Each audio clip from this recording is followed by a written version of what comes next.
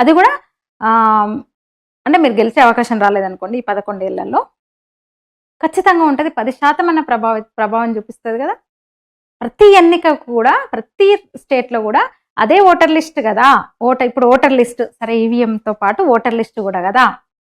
అందులోనూ ఈసీ ముందే చెప్తుంది కదా, మార్పులు చూసుకోండి, ఏమైనా అభ్యంతరాలు ఉంటే చెప్పండి, టైం ఇస్తున్నాము అని ఒక నామినల్ ఒక ఓటర్ల జాబితాను సవరిస్తుంది ఎలక్షన్ల ముందు.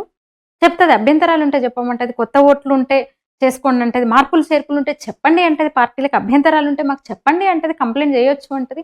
ఏది లేదు, అప్పుడేం చేయకుండా, ఎన్నికల ముందు ఏం చేయకుండా, ఎన్నికలు అయిపోగానే అది కూడా రిజల్ట్ వచ్చిన తర్వాత కర్ణాటక, తెలంగాణ లాంటి చోట్ల తమ పార్టీ గెలిచినప్పుడు ఏమీ అనకుండా వేరే రాష్ట్రాల్లో బీజేపీ గెలిచినప్పుడు మాత్రం గొడవ చేస్తారు.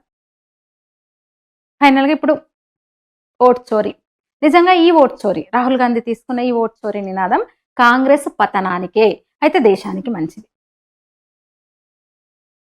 బీజేపీ ఏమనట్లేదు, ఎక్కువేమనట్లేదు. ఎందుకంటే ఏదో మంచి జరగబోతుందని వాళ్ళకు కూడా అర్థమైపోయింది, వెయిట్ చేస్తుంది బీజేపీ కూడా. వాళ్ళు కోరుకున్నది కూడా అదే, భారతీయ జనతా పార్టీ కోరుకున్నది కూడా అదే. రివిజన్ చేద్దామంటే ఓ సరే అంటుంది, రాహుల్ అనగానే సరే చేద్దామంటుంది ఈసీ కూడా. ఇంకా టైట్ అవుతుంది, ఆధార్ లింక్ వరకు పోతుంది. అంటే ఎంతో మేలు చేస్తుంది, దాంతో ఎంత మేలు జరుగుతుందో అర్థం చేసుకోండి. మొదట్లో కూడా చెప్పాను నేను. అట్లా ఇన్నాళ్ళు బీజేపీకి మాత్రమే మంచి చేసిన రాహుల్ గాంధీ ఇప్పుడు దేశం మొత్తానికి మంచి చేయబోతున్నాడు. ఆయన దయ వల్లే సిటిజన్షిప్ వ్యవహారం, రోహింగ్యాల లెక్కలు తేలుతున్నాయి, దొంగ ఓట్ల లెక్కలు తేలుతున్నాయి, సచ్చినోళ్ళ లెక్కలన్నీ బయటకు వస్తున్నాయి. ఇక next west Bengal, Assam, first Bihar ఉంది, తర్వాత వెస్ట్ బెంగాల్, అసోం. అంటే అంత చక్కగా ఓటర్ల జాబితా ప్రక్షాళన జరుగుతుంది, ఓటర్ల శుద్ధి జరుగుతోంది రాహుల్ గాంధీ వల్ల. ఆయా రాష్ట్రాల్లో ఇప్పుడు నెక్స్ట్ జరిగే బీహార్, వెస్ట్ బెంగాల్, అసోం, ఈ 3 రాష్ట్రాల వరుస, తర్వాత తమిళనాడు ఉన్నాయి.